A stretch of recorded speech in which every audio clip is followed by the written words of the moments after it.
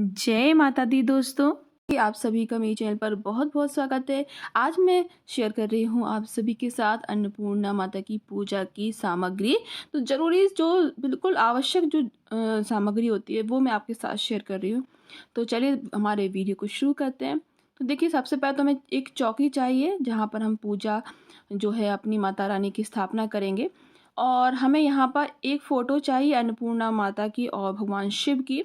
अगर आपके पास ये फ़ोटो नहीं है तो आप भगवान शिव की और माता पार्वती की फ़ोटो भी रख सकते हैं।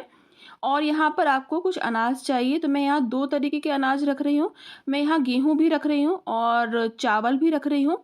इनमें से कोई एक अनाज भी आप पूजा में रख सकते हैं, क्योंकि जब हम अन्नपूर्णा माता की पूजा करते हैं तो उसमें हमें अपने घर से कुछ भी एक अनाज रखना चाहिए और फिर इन अनाजों को आपको पूजा के बाद अपने भंडारे में फिर से भर लेना चाहिए। इनका हमें दान नहीं करना होता है, ध्यान रखिएगा।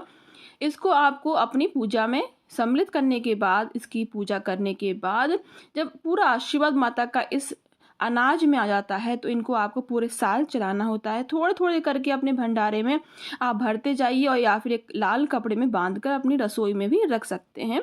तो मैंने यहाँ दोनों जो धातु लिए हैं, एक कांसा है और एक पीतल है। कोशिश कीजिए कि आप स्टील का इस्तेमाल ज़्यादा पूजा में ना करें। और यहाँ पर देखिए, एक छोटी सी कांसे की कटोरी में मैंने माता के लिए चावल की खीर बनाकर रखी है। चावल और दूध की खीर बनाकर आप ज़रूर तैयार करके रखें पूजा के लिए।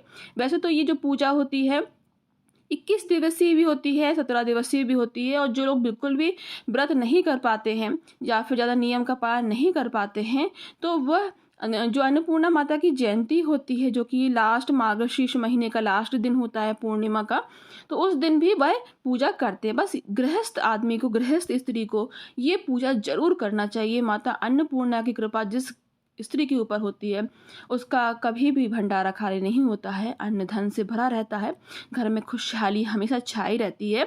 तो यहाँ पर देख सकते हैं आप, मौसमी हमें फूल और फल चाहिए। जो भी आपको फल फूल मिल जाए आसानी से वो रख लीजिए। एक लोटे में हमें जल चाहिए, थोड़ा सा इसमें गंगा जल मिला लें ज़रूर। और फिर आपको जी पूजा जो है वो शुरू करनी चाहिए। एक दीपक लेना है, मैंने यहाँ एक पीतल का दीपक लिया है। आप चाहें तो मिट्टी का दीपक भी ले सकते हैं। मिट्टी तो हमेशा ही शुभ मानी जाती है, क्योंकि धूप दीप और हमें यहाँ चाहिए इत्र। क्योंकि हमेशा जब भी हम कोई पूजा करते हैं वो माहौल जो है वो हमें हमेशा सुगंधित रखना चाहिए। इससे माहौल भी पवित्र होता है, हमारे घर का वातावरण भी शुद्ध होता है। इसके बाद हमें शुद्ध देसी घी चाहिए और हमें यहाँ एक डोरा बनाने के लिए कलावा चाहिए। माता को अर्पित करने के लिए भी कलावा चाहिए। और इस तरीके से आप अन्नपूर्णा माता की जो मूर्ति स्थापित करना है उसके लिए एक सुपारी ले सकते हैं। अगर आपके पास कोई विग्रह नहीं है अन्नपूर्णा माता का, तो हम सुपारी जो होती है वो हम कोई भी भगवान बनाकर उनकी पूजा कर सकते हैं। तो अगर आपके पास मूर्ति नहीं है तो हम अपनी सुपारी उसमें कलावा लपेट कर और उनको माता को तैयार करेंगे और उनकी स्थापना करेंगे। पूरी पूजा विधि मैं जल्दी ही शेयर करने वाली हूँ, इसीलिए आप जल्दी से मेरे चैनल को सब्सक्राइब कर लीजिए अगर आप मेरे चैनल पर नए हैं तो। और इस वीडियो को ज़्यादा से ज़्यादा जरूर शेयर कीजिएगा, जिससे सभी को लाभ प्राप्त हो, सभी को सही जानकारी प्राप्त हो सके। अब यहाँ कुछ दक्षिणा हम रख लेंगे। एक चुनरी रख ली है, अगर हवन करना है आपको तो हवन कर लें। करने के लिए एक हवन कप रख लें, एक माचिस, और हमें यहाँ जनेऊ रख लिया है। जनेऊ के अलावा हर पूजा में जरूर अर्पित करना चाहिए हमें, खास करके गणपति जी को और शिव जी को। और यहाँ पर आपको पूजा में विशेषकर चाहिए पीपल के पत्ते। अगर आपने माता की कथा पढ़ी होगी, अन्नपूर्णा माता की कथा, तो उसमें साफ साफ वर्णन है कि पीपल के जो पत्ते होते हैं इसका विशेष जो है महत्व होता है पूजा में। इसमें अगर आप खीर का भोग लगाते हैं तो इससे विशेष आपको फल की प्राप्ति होती है। एक पान का पत्ता भी ले लीजिएगा, अगर आपको मिल जाए आसानी से। मुख शुद्धि के लिए माता को हमें अर्पित करना चाहिए।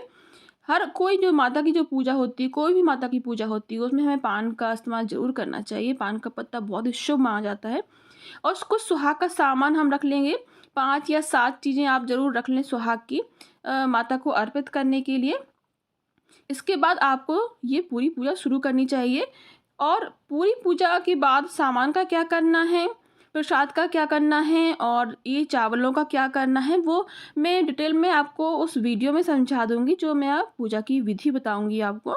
और मैंने यहाँ कुछ मिठाई भी अलग से रखी हुई है। अगर आप कुछ मिठाई लेकर आए हैं मार्केट से तो वो भी रख लीजिए।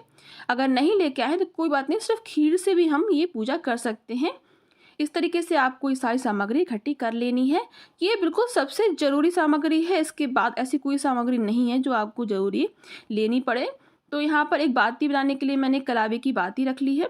इस तरीके से बस हमें यही सब सामान चाहिए होगा। तो चलिए आज का ये वीडियो मैं ही समाप्त करती हूँ। इसका जो पूजा विधि का जो वीडियो है मैं जल्दी ही शेयर करने की कोशिश करूँगी। आप सभी का बहुत बहुत धन्यवाद। और आप कहाँ से मेरा ये वीडियो देख रहे हैं ज़रूर बताइएगा।